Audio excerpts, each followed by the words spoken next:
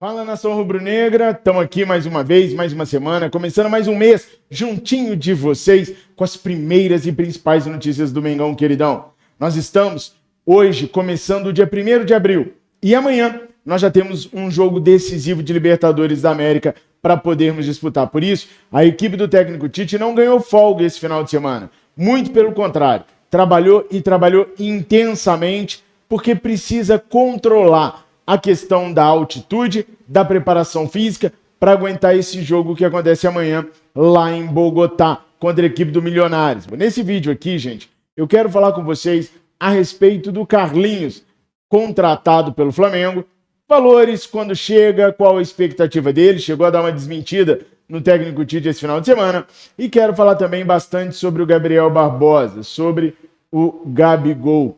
Sim, pessoal, esse final de semana foi um final de semana, para mim, até surpreendente quando o assunto foi o Gabriel Barbosa. Porque tanto o Rodolfo Landim quanto o Marcos Braz falaram do atacante rubro-negro e falaram de uma maneira que eu confesso, não esperava o tom que eles usaram com o Gabriel Barbosa. Tem muito torcedor que não gostou nas redes sociais. Bom, eu sou o Fabrício Lopes, você está no canal Resenha Rubro-Negra e esse é o Café com Resenha. O nosso primeiro vídeo do dia, o vídeo que traz as primeiras e mais importantes informações do Clube de Regatas do Flamengo todo santo dia às 7 horas. Eu peço para que você já chegue verificando se é inscrito no nosso canal. Se não for, se inscreva. Eu tenho certeza que você vai gostar dos nossos conteúdos, porque aqui a gente fala a verdade, doa a quem doer, mesmo que doa em nós mesmos, torcedores rubro-negros. Peço também para que você compartilhe o nosso vídeo, comente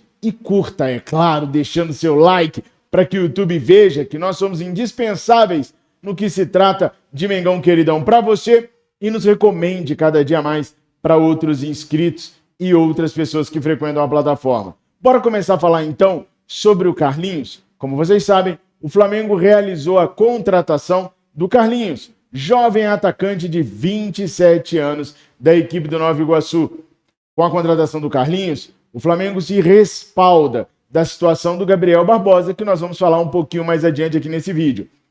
É bem verdade, eu já vinha noticiando isso para vocês através dos nossos canais e também na minha coluna do jornal O Dia, que o Flamengo já tinha a vontade de contratar um centroavante. O Gabriel não está mais rendendo aquilo que poderia render na função de centroavante. E cá para nós, pessoal, sendo bem sinceros, na linha objetiva e verdadeira.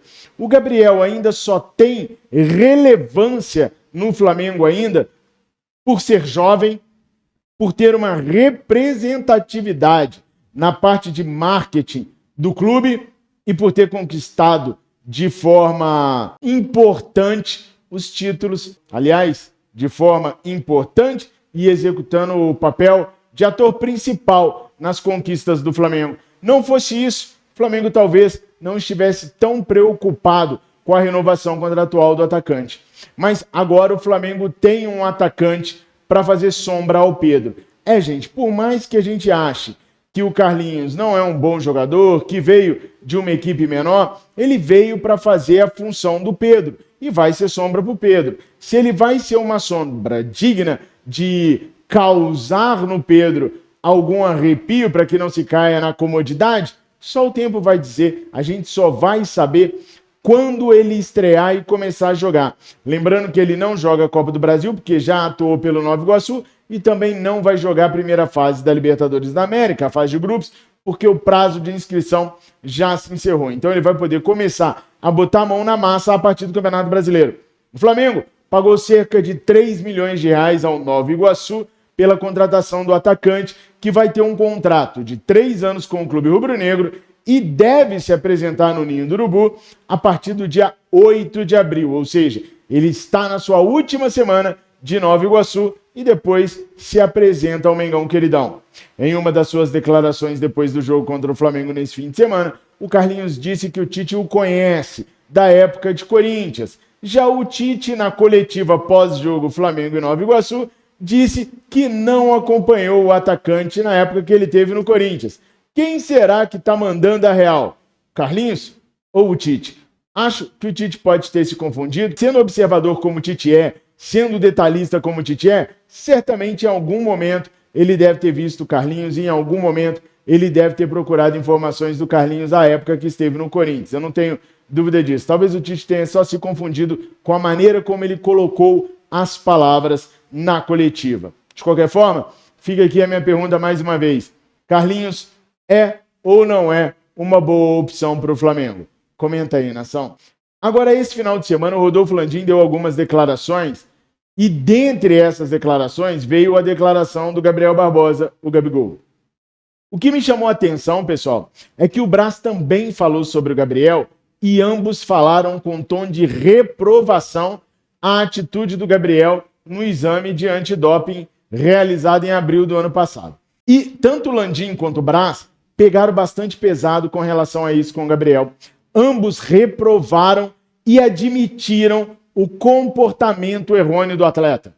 O Marcos Braz falou primeiro que houve um excesso errado do Gabriel, que ele não se comportou da maneira que ele deveria. O Rodolfo Landim também admitiu o comportamento errado do Gabriel e isso pode pesar contra o Gabriel lá na Corte Arbitral do Esporte.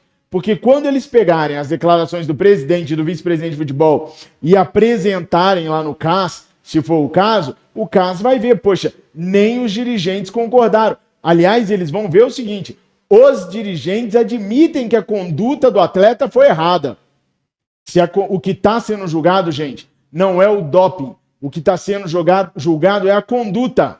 Então o Landim e Marcos Braz já condenaram o Gabriel. Espia só. Os desconfortos lá, o Gabriel também, ele em algum momento se excedeu, não deveria ter feito isso, mas a questão central é, ele fez o exame de sangue e não apresentou absolutamente nada. É fato que talvez o comportamento do Gabriel não tenha sido o mais colaborativo possível, pelo menos isso está claramente relatado lá no problema.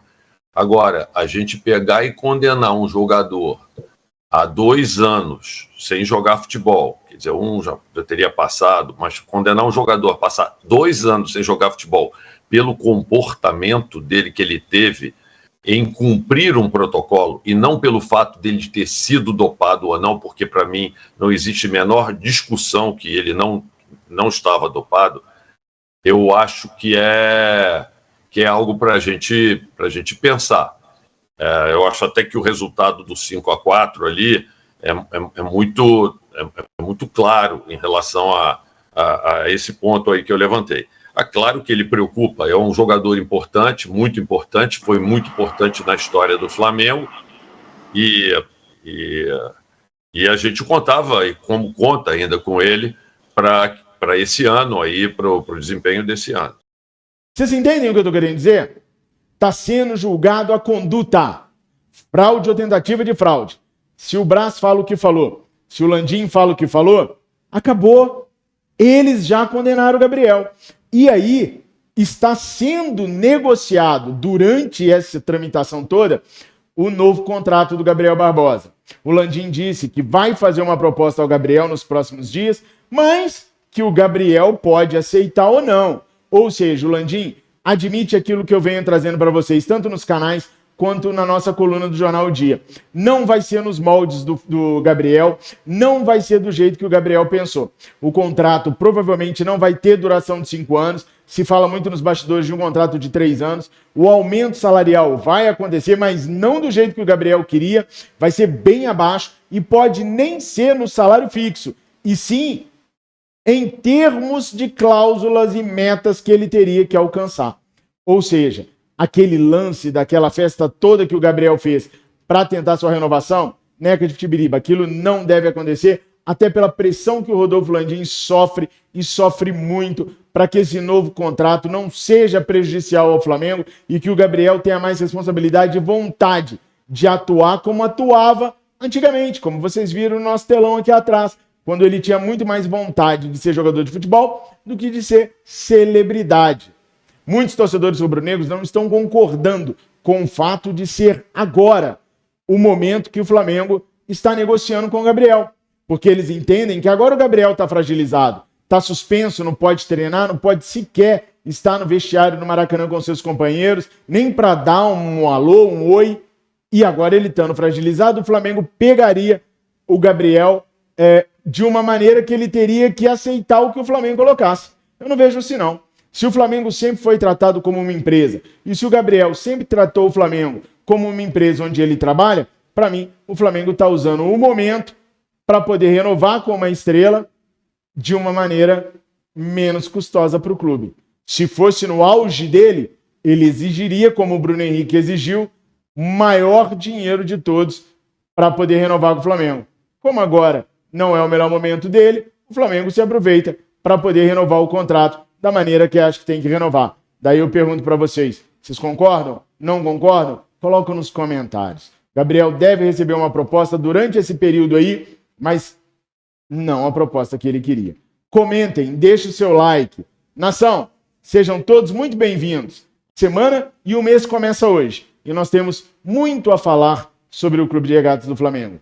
Agora, na Live Mengo TV, teremos lives todos os dias às 20 horas. Espero vocês. Tamo juntos, nação. Obrigado por tudo. Fiquem com Deus. Eu amo vocês. Saudações rubro-negras.